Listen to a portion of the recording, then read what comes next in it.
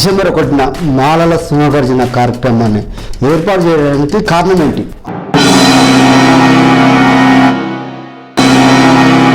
రాజ్యాంగానికి విరుద్ధంగా జరిగినటువంటి ఎస్సీ వర్గీకరణకు వ్యతిరేకంగా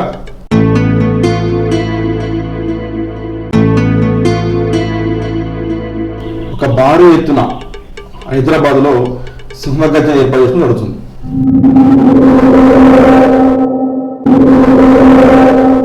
ఎస్సీ వర్గీకరణ చేయడం అనేది మాకు ఇష్టమే. ఎస్సీ వర్గీకరణ రాజ్యాంగ విరుద్ధం అంటే దేనివల్ల ఇది విరుద్ధం అని మీరు చెప్తారు? రాజ్యాంగ విరుద్ధం అంటే మనకు తెలంగాణ రాష్ట్రం వచ్చింది. తెలంగాణ రాష్ట్రం ఏ విధంగా వచ్చింది?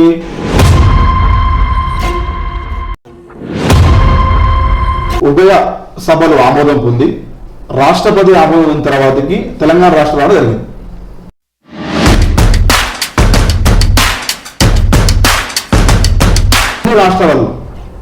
అన్ని రాష్ట్రాలలో భారతదేశంలో ఉన్నటువంటి మెజారిటీ రాష్ట్రాలలో ఆంధ్రప్రదేశ్లో ఉన్నప్పుడు చంద్రబాబు నాయుడు వర్గీకరణ చేసింది.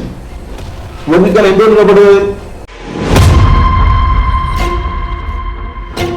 దాని ద్వారా ఏంటంటే మాలలను మాదిగలను విడగొట్టి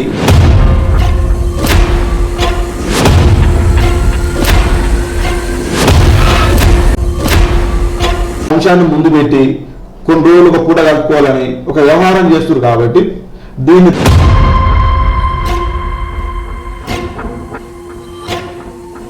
భారీ ఎత్తున మేము మద్దతు ఇస్తూ ముందు కూడా జరుగుతుంది.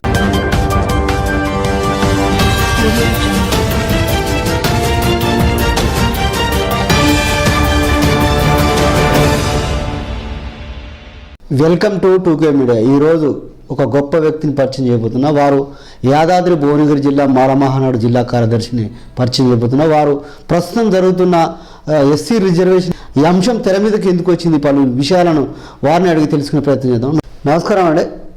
నమస్తే. అంతా బాగానా? అంత బాగా. ఆరోగ్యం ఇట్లా అంతా మంచిదా?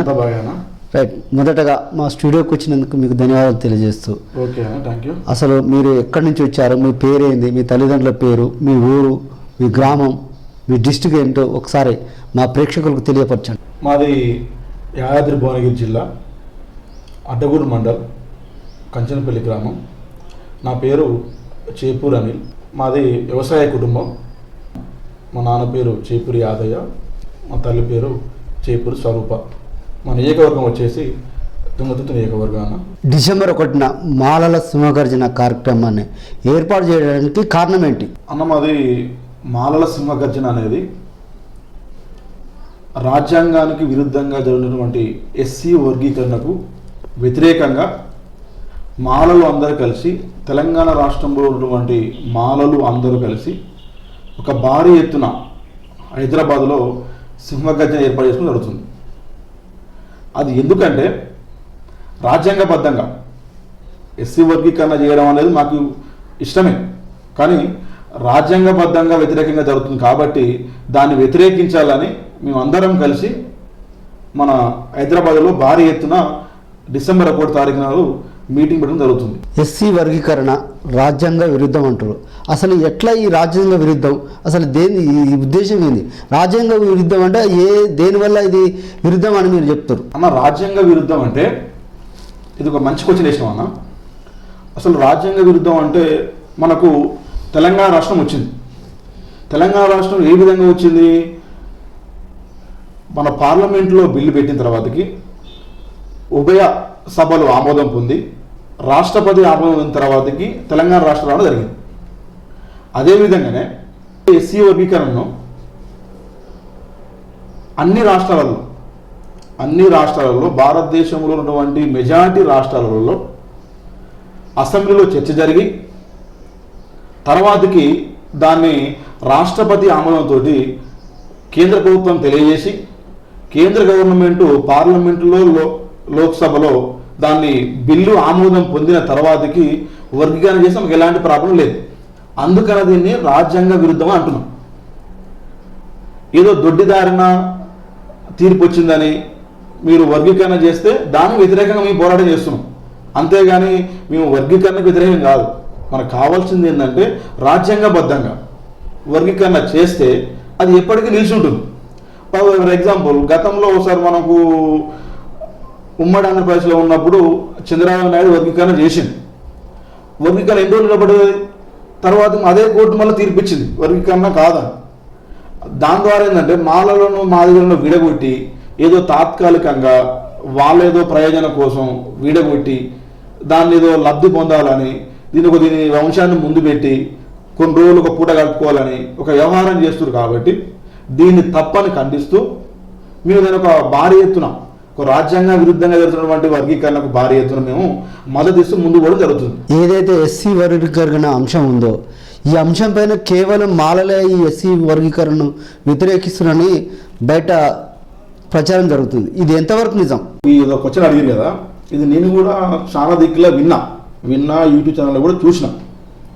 దీన్ని అన్యాయంగా ఇది ఒక వర్గీకరణ మీద మాలలను మాత్రమే తప్పువ వ్యతిరేకిస్తున్నారని దీన్ని మాలకు మాత్రమే పోయడం ఎలాంటిది కూడా అది ఒప్పుకోలేని విషయం కాదు.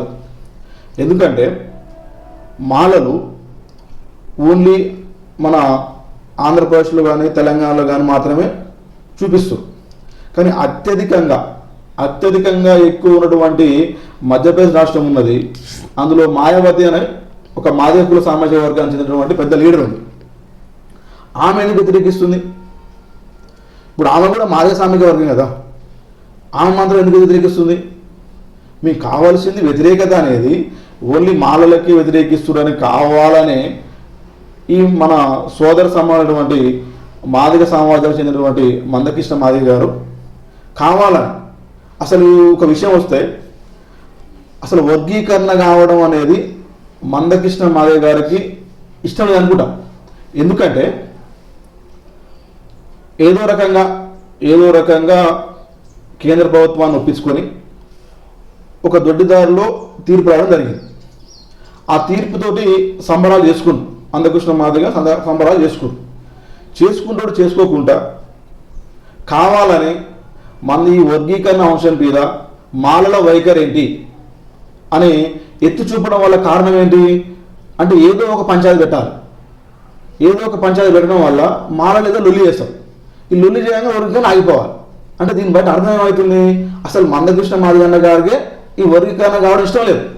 ఎందుకంటే వర్గీకరణ దానికి పూట ఉండదు. ఇక ఇప్పుడు 30 సంవత్సరాల నుంచి వెళ్ళి ఒక అంశాన్ని ముందేసుకొని వర్గీకరణ పేరు చెప్పుకుంటూ కొన్ని రోజులు పూట గడిపాడు. ఆయన వల్ల మాదిగ సామాజిక వర్గాన్ని దొరికిది ఏం లేదు. వీళ్ళను అమాయకులైనటువంటి మన సోదర సమానమైనటువంటి మాదిగ సామాజిక వర్గాన్ని ముందేసుకొని వీళ్ళు కావాలని ఏదో ఒక వర్గీకరణ ముందేసుకొని ఇది చేస్తున్నా అది చేస్తున్నా మన అందరు ఏకం కావాలి, మన ఏదో దోసుకొని తింటుండ్రు, మన వల్ల ఏదో వస్తుంది, మొత్తం మనదే దోసుకొని తింటుర్రు, మనకు అన్యాయం జరుగుతుందని ఒక అమాయకులైనటువంటి మాదిగ సామాజిక వర్గం పేదలను రెచ్చగొడుతూ దాన్ని పూట గడుపుకుంటూ పోతుంది. కాబట్టి ఆయనకి రావడం ఇష్టం లేదు. ఆయన మాట్లాడబట్టే మనకు అర్థమవుతుంది వర్గీకరణ రావద్దనే విషయం. ఈ విషయం మీదే మీరు మనకి కావాలని ఇప్పుడు ఏదైనా రెచ్చగొట్టి మాలను మీరు రెచ్చగొడితే అయిపోతుంది, ఇప్పుడు ఎవరైతే వద్దంటే బాగుంటుంది, ఎవరి పేరు చెప్తే బాగుంటుంది అని కావాలని మాత్రమే ఈయన ఏం చేస్తున్నావు మాలపైన జరుగుతున్నారు ఆ సమస్యలు. వీళ్ళు అంటే ఇప్పుడు ఏమో దొంగ ఏం చెప్పాలి, దొంగ అంటారు, చివరికి అసలు దొంగ ఆయన. అది చెప్పడం కోసం ఆయన ప్రయత్నం చేస్తుంటే ఎంతసేపటికి మాల మీద బియ్యాలి అంటే మాలలకు ఇష్టం లేదు అనుకుందాం. మరి ఇప్పుడు మాయావతి కూడా పెద్ద రాష్ట్రమే కదా, ఇప్పుడు మాయావతి పెద్ద రాష్ట్రం ఉన్నప్పుడు ఆమె కూడా ఒప్పుకోవాలి కదా. మరి ఆమె ఎందుకు వద్దంటుంది? ఆమె ఎందుకు వద్దంటుందంటే ఆమె కూడా ఈ వర్గీకరణ అనేది రాజ్యాంగబద్ధం ప్రకారం చట్ట ప్రకారం వర్గీకరణ కావాలి. నా మాదిగ జాతిని కావాలనేది తాత్కాలికంగా 2 రోజులు వర్గీకరణ ఇచ్చి తర్వాత మనకు నిలుపుదల కావద్దు అని ఆమెకు పట్టుదల ఒక సంకల్పం ఉన్నదా. కాబట్టి ఆమెకు నిజం ఒప్పుకుంటుంది. ఈయనకు ఆ సంకల్పం లేదు, ఈయన కావాల్సినది వర్గీకరణ కావద్దు, అయితే ఆయన పూటలేదు. దీనికోసమే కావాలని మాలలకు భూషలకు చూపిస్తారు. కానీ మాలలకు ఎలాంటి వర్గీకరణకు వ్యతిరేకం కాదు. మాలలకు వ్యతిరేకం అంటే ఏంటంటే రాజ్యాంగబద్ధంగా జరిగినటువంటి వర్గీకరణ మాత్రమే కావాలంటున్నారు. జరిగినటువంటి వర్గీకరణ వద్దు అని అంటున్నారు. ఈ విషయం పైన మేము పోరాటం చేస్తున్నాం. మీది తుంగతుర్తి నియోజకవర్గం అని మీరే చెప్పారు. ఈ తుంగతుర్తి నియోజకవర్గానికి ఒక సామాజిక ఎమ్మెల్యే అని తెలుస్తుంది. వారు ఈ అంశం పైన వారు ఏం మాట్లాడుతున్నారు? మాది తుంగతుర్తి నియోజకవర్గం. మా నియోజకవర్గానికి సంబంధించినటువంటి ఎమ్మెల్యే సామాజిక వర్గం మాది సామాజిక వర్గం. ఆయన ఎవరు? కాంగ్రెస్ పార్టీ సంబంధించిన ఎమ్మెల్యే. ఓకే, అయితే ఆయన ఈ మధ్య నేను కూడా చూసినా, ఈ మధ్యలో ఆయన మాదిగ సామాజిక వర్గం సంబంధించిన మీటింగ్లకు పోవడం, ఆ మీటింగ్లల్లో కావాలని మాదిగ దోషులుగా మాట్లాడడం.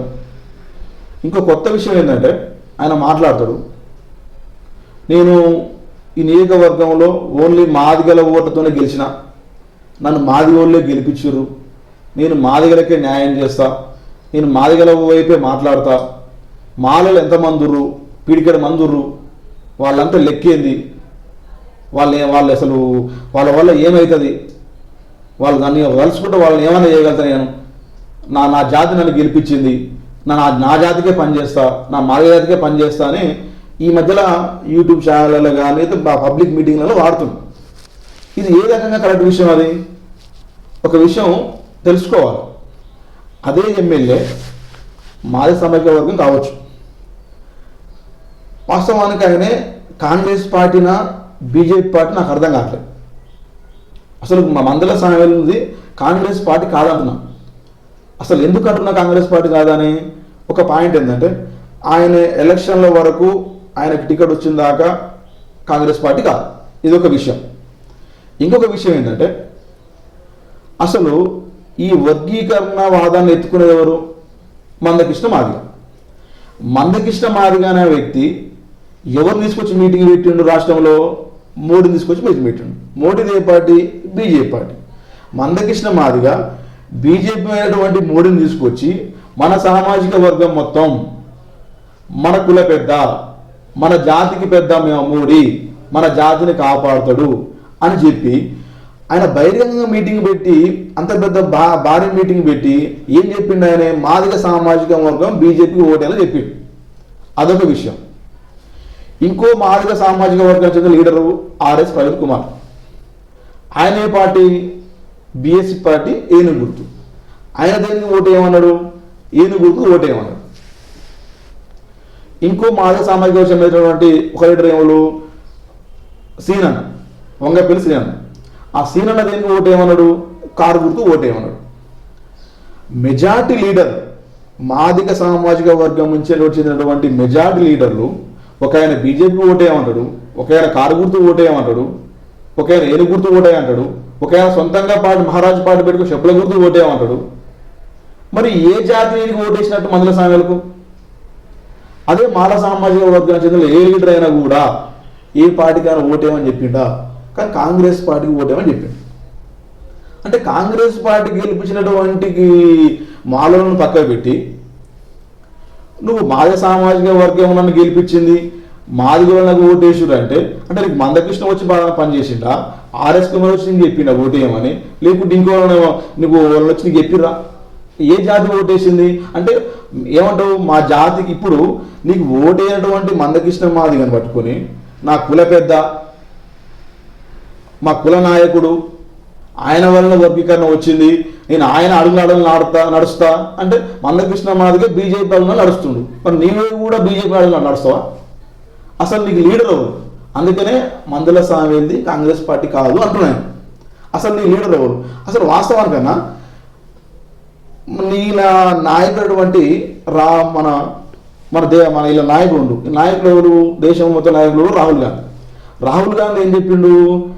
మన ఇటీవల కాలంలో రైతు వ్యతిరేక చట్టం తీసుకొచ్చారు.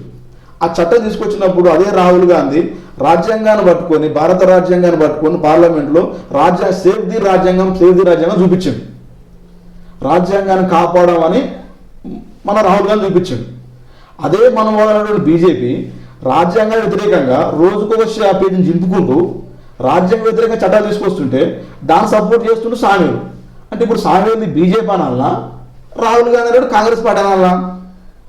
అంటే కాంగ్రెస్ పార్టీకి మాలలు వేసిర్రా, కాంగ్రెస్ పార్టీకి మాదిగలు వేసిరా ఓటు అని ఏ రకంగా చెప్తుండ్రు? మాదిగలు మాత్రమే వేసారని ఓటు. అది ఖచ్చితంగా గ్రహించాలి. వాస్తవానికి మందల సామ అనే వ్యక్తి తుంగతుర్తి నియోజకవర్గంలో కాంగ్రెస్ బతికిన కోసం రాలే. ఎంతసేపటికి కాంగ్రెస్ ఆయన ఉన్నప్పుడు కాంగ్రెస్ బతికలేడు, కాంగ్రెస్ వాదానికి లేవు, కాంగ్రెస్ ఒక లక్షణాలు లేవు. ఎంతసేపటికి ఆయన లక్షణాలు చూస్తున్నాక నాకేం అర్థమవుతుందంటే ఆయన లక్షణాలు, ఆయన వ్యవహారం, ఆయన శ్రేష్టలు మొత్తం బీజేపీ వాళ్ళకే ఉన్నాయి. ఒక మనవాద లక్షణాలు ఉన్నాయి, వీడకూడదాం అంటే ఉద్దేశం ఒక ఈ మధ్యలో విన్నాను ఎన్నో ఒక వీడియోలో అంటున్నా, ఒక మీటింగ్లో అంటున్నట మానవులు ఎదురుగా వస్తే కనీసం ఆ రోజు పని కూడా కాదు నాయన, వాళ్ళు దరిద్రం వాళ్ళు ఎదురుగా మన ముఖం రావద్దని మాట్లాడుతున్నట. ఇది ఎక్కడ పద్ధతి అంటే రేపు ముందు బీసీలు ఉంటారు అంటే బీసీలు యాదవులు వస్తున్నారు, మీ ఇక్కడ గుల్లాసలు వస్తున్నా దూరంగా పోరా, అది మీ సాగరంలో వస్తున్నా మీరు బట్టలతో మీరు దూరంగా పోరా అని మాట్లాడతారా? అంటే అన్ని సామాజిక వర్గాలు అన్ని సబ్బండ వర్గాలు చేస్తేనే గెలిచినవా, లేకుంటే మాదిగలు వేస్తేనే గెలిచినవా? అని నిజంగా నీకు మాదిగలు వేసినటువంటి శుద్ధశుద్ధి ఉంటే తక్షణం రాజీనామా చేయి, రాజీనామా చేసి అదే మాదిగతో గెలువు.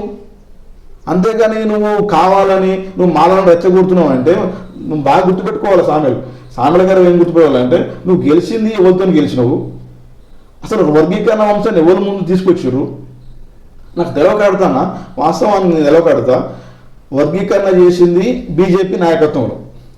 ఆయన మోడీ ఏం చెప్పిండు, మందకృష్ణ మాదిగ తీసుకొచ్చి వర్గీకరణ చేస్తాను, నీకు వర్గీకరణ మీద కట్టుబడి ఉన్నా, నీది ఏది ఏమైనా కూడా వర్గీకరణ చేస్తా, అది నా మాటగా అని చెప్పాడు. అన్న ప్రకారం ఏం చేసిండు, దొడ్డిదారిన సుప్రీంకోర్టు న్యాయమూర్తిని నియమించుకొని వర్గీకరణ తీర్పు ఇచ్చిండు. అది ఏమైనా తీర్పు ఇచ్చింది, ఖచ్చితంగా చేయనిచ్చిందా, లేకుంటే ఏమన్నా ఈ పర్సనల్ చేయనిచ్చిందా? అది లేదు. ఏమైనా మీ రాష్ట్రాల ఇష్టం అని సాట్లో తవుడు పోసింది, బుక్కవని నేర్పింది, వాళ్ళ మీదకి రాకుండా పంచాయతీ పెట్టి కూర్చుంది. ఈ రకంగా చేస్తుంటే నిజంగానే మందకృష్ణ మాదిగున్నానా, మందకృష్ణ మాదిగకు కేంద్రంలో పలుకుబడి ఉంది, మోడీనే ఆయన స్థితిలో ఉండు, ఆయన చెప్తున్నా మోడీ నా జేబులో ఉండు ఏదైనా సరే అని మాట్లాడుతుండు. మరి ఆయన జేబులో ఉన్నప్పుడు ఆ మోడీని పట్టుకొని పార్లమెంటులోని బిల్లు పెట్టి రాజ్యాంగబద్ధంగా వర్గీకరణ చేయొచ్చు కదా. ఆడ మోడీ ప్రకారంగా రాజ్యాంగ వర్గీకరణ అయితే ఆయన రాజ్యాంగానికి విరుద్ధంగా ఆయన రోజుకో పేజీ నింపుతుంటే ఇదే రాహుల్ గాంధీ వచ్చి రాహుల్ గాంధీ సేవ్ ది రాజ్యాంగం అంటుంటే అక్కడ రాహుల్ గాంధీ నాయకత్వంలో పనిచేసినటువంటి ఇక్కడ రేవంత్ రెడ్డి ముఖ్యమంత్రి గారు అక్కడ రాగానే రిజల్ట్ రాగానే ఈయన ఏదో అసెంబ్లీలో ఇక పట్రా సంతోషంతో నేను ఏదో ప్రత్యేక చట్టం తీసుకొస్తానని నా రాత్రికే చేస్తా అంటే నువ్వు ముఖ్యమంత్రి బీజేపీ ముఖ్యమంత్రివా కాంగ్రెస్ ముఖ్యమంత్రివా? నీ కింద పనిచేసిన సాంఘికులు కాంగ్రెస్ ఎమ్మెల్యేనా బీజేపీ ఎమ్మెల్యేనా అర్థం కావట్లేదు. మాలలు గెలిపించినటువంటి కాంగ్రెస్ పార్టీని మాలలు త్యాగం చేసి మాలలు ఓట్లేసి కాంగ్రెస్ పార్టీని గెలిపిస్తే ఈరోజు మాలలకు అన్యాయం చేస్తాం, నా ఇష్టం ఒకటి చేస్తాం అంటే ఎవరు ఊపుకుంటారు? ఖచ్చితంగా బుద్ధి చెప్తారు సామెల గారికి. ఆయన ఆ నోరు దుల మానుకోవాలి. ఆయన కనీసం కాంగ్రెస్ కార్యకర్తలు కాపాడుకొని పక్కన పెట్టు, ఆయన సీనియర్ కాంగ్రెస్ నాయకులను కాపాడుకోడు, ఆ పార్టీ కార్యకర్తలను కాపాడుకోడు, పార్టీ సిద్ధాంతాలు పట్టియాడు. కానీ సొంతంగా మన కొత్త పంచాయతీ పెట్టి మాలలు మంచోళ్ళు కాదు, మాలను అంత చూస్తాం, మాలలు అల్లెంతుర్రు, మీరు మన ఏకం కావాలి, మన జాతి ఏకం కావాలి, మన గుంజుకొని తింటుర్రు. ఏం గుంజుకొని తిన్నారు? ఇది ఏమన్నా గుంజుకొని తిన్నారా? ఏం గుంజుకొని తిన్నారు? ఉద్యోగాలు వచ్చినాయి అంటే ఉద్యోగాలు ఎట్లా వస్తాయి? ఉద్యోగాలు ఎట్లా వస్తాయి? ఉద్యోగాలు చదువుకుంటే ఉద్యోగాలు వస్తాయి అంటే మాదిగా చదువుకోదామని చెప్పిర్రా? అలా నువ్వు చేయవలసింది ఏంది? మన సామాజిక వర్గం 15% ఉంది. మన రాజ్యాంగం వచ్చిన కాంచాలు ఇప్పటి వరకు మన రాజ్యాంగంలో మన 15% ఉంది. మన జనాభా పెరిగింది. మన జనాభా పెరిగిన ప్రకారంగా మన జనాభా ప్రాతిపదికన మనకు రిజర్వేషన్ పెంచాలి. 15 నుంచి 20% కొట్లాడాలి. అది 10 మానేసి ఉన్న దాంట్లో 15 దాంట్లో మీరు ఎక్కువ తిన్నారు, మీ ఎక్కువ ఉద్యోగాలు వచ్చినాయి కాబట్టి మాకు ఎక్కువ కావాలి, మీరు ఇంట్లో పండుకోవాలి, మీరు దానికి మనకి ఉండాలి, మీకు తక్కువ ఉండాలి, మీరు ఇంట్లోనే ఉండాలి, మేమేం చేస్తాం అంటే మేమేమంటున్నాం? చెయ్యి, వర్గీకరణ చెయ్యి, కానీ ఎంక్వైరీ చేయమంటున్నాం. ఎంక్వైరీ ఏ విధంగా చేయమంటున్నాం? ఈ రాజ్యాంగం వచ్చిన కాంచెల్లి, ఈ ఎస్సీ కార్పొరేషన్ ఏర్పడిన కాంచెల్లి ఇక ఏదైనా ఒక లోన్ కానీ ఎస్సీ కార్పొరేషన్ సంబంధించిన ఒక లోన్ కానీ మాదిగలకి ఎంతమందికి వచ్చింది, మాలలకు ఎంతమందికి వచ్చింది? ఫర్ ఎగ్జాంపుల్ దళిత బంధుని అనుకుందాం. గత గవర్నమెంట్ దళిత బంధు స్కీమ్ తీసుకొచ్చింది. దళిత బంధు స్కీమ్లో ఎంతమందికి మాదిగలకు చెందినవి, ఎంతమందికి మాలలకు చెందినవి? కార్పొరేషన్లో వెహికల్స్ వస్తాయి. కార్పొరేషన్ వెహికల్స్లలో మాదిగలకు ఎంతమందికి వచ్చినాయి, మాలకు ఎంతమందికి వచ్చినాయి? అది బాధగా ఎంక్వైరీ చేయమను. అది ఏదో ఎంక్వైరీ చేస్తామంటే లేదు, ఎంక్వైరీ వద్దు, ఏమొద్దు, రాత్రి కావాలి, ఇప్పుడు రాత్రికి అయిపోవాలి, మాకు పర్సెంటేజ్ ఎక్కువ ఇవ్వాలి, మేము మంది ఎక్కువ ఉన్నాం అంటే వర్గీకరణ అవుతుంది. అంటే మంది ఎక్కువ మాత్రం వర్గీకరణ అట్లా అనుకుంటే తెలంగాణ రాష్ట్రం ఏర్పడ్డది. తెలంగాణ రాష్ట్రం వద్దన్న వాళ్ళు మెజారిటీ ప్రజలు వద్దనే చెప్పారు ఆంధ్రలో. ఆంధ్ర సంబంధించి మనం కలిసి ఉన్నప్పుడు ఆంధ్ర జనాభా ఎక్కువ ఉంది, తెలంగాణ జనాభా తక్కువ ఉంది. విస్తీర్ణంగా ఆంధ్ర ఎక్కువ, తెలంగాణ తక్కువ ఉంది. మరి ఆంధ్ర జనాభా మొత్తం తెలంగాణ వద్దన్నది. మరి ఇప్పుడు తెలంగాణ వద్దనమా తెలంగాణ ఆగిందా? ఎందుకు వద్దన్నది? ఎక్కువ మంది వద్దన మాత్రానే ఇక ఆగిపోతుందా? రాజ్యాంగబద్ధంగా చేశారు, ఇది కూడా రాజ్యాంగబద్ధంగా చేయమంటున్నాం. మేము వద్దట్లేము, రాజ్యాంగబద్ధంగా చేయండి. గతం నుంచి ఏం జరిగింది ఎంక్వైరీ చేయమంటున్నాం. ఎవరు నిజంగా నష్టపోయారు ఎంక్వైరీ చేయమంటున్నాం. నష్టం పోయిన వాళ్ళకు అంటే మాలలు, ఎస్సీ అంటే మాలలు మాదిలో కదా 59 సబ్బండ కులాలు ఉన్నాయి. 59 కులాలు మొత్తం ఇట్లనే ఉన్నారా అంటే అందరు అడుగుతారా వర్గీకరణ అనేది? నువ్వు ఏదో కావాలని పూసుకొని వర్గీకరణ ఎట్టైన పరిస్థితి కాదు. సామేలు గారు ఏం మాట్లాడుతుందంటే ఇది పద్ధతి కాదు, ఈయన మాట్లాడేది వెనక తీసుకోవాలి, ఇక ఆయన ఆలోచన చేసుకోవాలి. ఆయన సబ్బండ వర్గాలు ఆయన గెలిపించినాయి, ఆయన అందరికీ ఓట్లు వేసారు. ఆయన ఒకటే మాలోళ్ళు ఒకటే ఓటు అని చెప్తలేను, నేను మాదిగలని చెప్తలేను. అన్ని కులాలకు సంబంధించినటువంటి ఓటర్ ఆయన ఓటేస్తే గెలిచిండు. ఆయన రాజ్యాంగబద్ధంగా ఎమ్మెల్యేగా ఉన్నాడు. ఎమ్మెల్యే ఉన్నప్పుడు ఆయన స్థాయి ప్రకారంగానే ఆయన లిమిట్ ప్రకారం మాట్లాడాలి. ఒక వర్గానికి మాత్రం కొమ్ము కాస్తే, ఒక వర్గానికి మాత్రమే కొమ్ము కాస్తే మాత్రం మేము బరాబర్ చెప్తున్నాం. ఒక వర్గానికి మాదిగ సామాజిక వర్గానికి నేను కొమ్ము కాస్తానంటే మాత్రం బరాబర్ చెప్తాం సామేలు గారికి. ఈయన ఊరుగా తిరగనీయం, ఆయన ఎక్కడ కూడా ఏ ఊళ్ళకు రాని. వాస్తవానికి ఆయన ఊళ్ళకి ఆయన రానియరు, ఆయన కార్యకర్తలు ఆయన రానియరు. ఇక నుంచి కూడా మాలతో పెట్టుకుంటే ఇక వాళ్ళ కార్యకర్తలే కాదు మాలలు కూడా ఏ ఊరు అని తిరగనియరు. ఏదైతే ఎస్సీ వర్గీకరణ అంశం ఉందో ఈ అంశం గత 30 సంవత్సరాల క్రితం చంద్రబాబు ఉమ్మడి రాష్ట్రంలో చంద్రబాబు నాయుడు ముఖ్యమంత్రిగా ఉన్నప్పుడు ఈ అంశం లేవనెత్తురు. అదేవిధంగా ఇప్పుడు 30 సంవత్సరాలు దాటినాక మళ్ళీ ఇప్పుడు ఎస్సీ వర్గీకరణ అంశం మళ్ళీ తెర మీదకి వచ్చింది. దీనికి కారణం ఎవరు? గత 30 సంవత్సరాల నుంచి వర్గీకరణ మీద మందకృష్ణ మాదిగా పోరాటం చేస్తుంది. ఆయన కావాల్సింది ఆయన వ్యక్తిగత కోసమే. ఆయన ఏదో ఆయన వ్యక్తిగతంగా పలుకుబడి కోసం, ఆయన ఏదో పూట కోసం, ఆయన ఏదో ఆయన బతకడం కోసం ఆ వర్గీకరణ ముందు వేసుకుంటూ దాన్ని నడుపుకుంటూ వస్తుండు. దాన్ని కొన్ని రోజులు చంద్రబాబు నాయుడు వర్గీకరణ చేసిండు, దాన్ని కోర్టులో కొట్టేసారు, వర్గీకరణ ఆగిపోయింది. ఇప్పుడు మళ్ళీ ఎందుకు ముందు వచ్చిందంటే మొన్నటిదాకా బీజేపీ ఏమెత్తుకుంది, మత పార్టీలు ఈ మతం మన హిందుత్వము, ముస్లింలని, క్రిస్టియన్స్ అని ఒక మతతత్వాన్ని ఎత్తుకుంది. గత 5 ఏళ్ళు ఉన్నటువంటి ఆ 10 ఏళ్ళు పరిపాలించిన ఆ కాలంలో ఏమైనా మత కళలు లేపింది. రాముల గుడి, ముస్లింల గుడి, హిందువులు అవన్నీ ఒక మతతత్వం ఎత్తుకుంది. ఇప్పుడు అది అయిపోయింది, ఒక పార్ట్ అయిపోయింది. మళ్ళీ ఇప్పుడు ఏం ఎత్తుకుంది, కులాలు విభజించాలి, పాలించాలి. ఇప్పుడు ఎస్సీ జనాభా పెరిగిపోయింది. ఎస్సీ అంటే నేను అందరినీ అంటున్నాను. ఎస్సీ అంటే మాల సామాజిక వర్గాలు, మాల సామాజిక వర్గాలు, డక్కలోళ్ళు కానీ, బైండ్లోళ్ళు కానీ మొత్తం 59 సబ్బండ కులాలు. ఈ సామాజిక వర్గం పెరిగిపోయి వీళ్ళందరూ ఒకే కాడ ఉంటే వీళ్ళకి తెలివి వస్తుంది. వీళ్ళు కూడా ఒక రాజ్యం వరకు వాళ్ళ రాజ్యం వీళ్ళ వైపు ప్రయాణిస్తారు. వీళ్ళు ఎట్లా అనగలొక్కాలంటే విభజిస్తే వీళ్ళు అణిగిపోయి ఉంటారు. వాళ్ళ పెత్తనాన్ని మనము తీసుకోలేము. ఇప్పుడు వీళ్ళు కలిసి ఉన్నారు అనుకోండి, వీళ్ళు జనాభా ఎక్కువ అవుతారు, వాళ్ళ సామాజిక లీడర్ అవుతాడు, వాళ్ళు పార్లమెంట్కి వస్తాడు, అసెంబ్లీలో ఉంటారు, ఒక రాజ్యాన్ని వెళ్తారు అని ఒక భయంతో వర్గీకరణను ముందేయాలి, ఒక పంచాయతీ లేపాలి.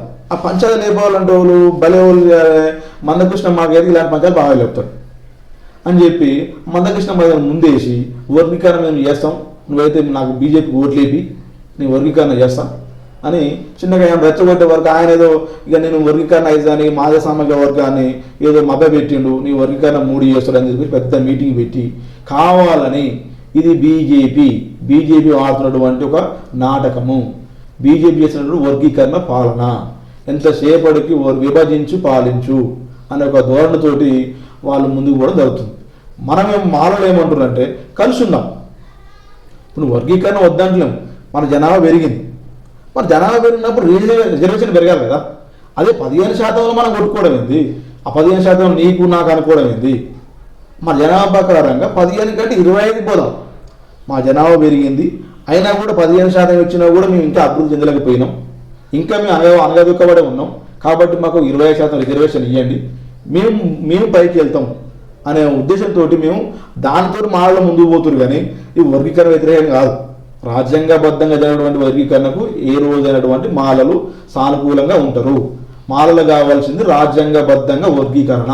ఏదైతే ఈ వర్గీకరణ అంశం ఉందో ఇది మీరు ఇంతకుముందు అన్నట్టు బీజేపీ దీన్ని తెర మీదకి తీసుకొచ్చింది, మాలా మాదిగల మధ్యన ఇది ఒక పొట్లాట తీసుకొచ్చింది. ఇది రాజకీయం ఓట్ల కోసం ఈ పోటీతత్వం తీసుకొచ్చి వర్గీకరణ తీసుకొచ్చిన తెర మీదకి అంటున్నారు కదా. మరి కాంగ్రెస్ ప్రభుత్వం దీనిపైన ఏ విధంగా స్పందిస్తుంది? కాంగ్రెస్ గవర్నమెంటు ఏ విధంగా స్పందిస్తుందంటే, కాంగ్రెస్ పార్టీ లీడర్ అయినటువంటి రాహుల్ గాంధీ ఆయన ఏమంటుండంటే సేవ్ ది రాజ్యాంగం అంటుంది. అది మేము ఒప్పుకుంటాం.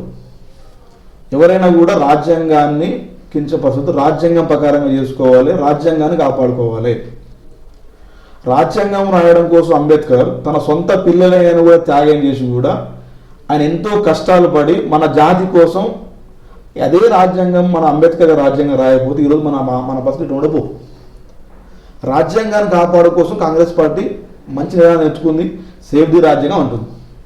దాని ప్రకారంగానే కాంగ్రెస్ పార్టీ ఎట్లా ఉండాలంటే రాజ్యాంగం ప్రకారంగా చట్టబద్ధంగా వర్గీకరణ కావడం కోసం సిద్ధంగా ఉండాలి.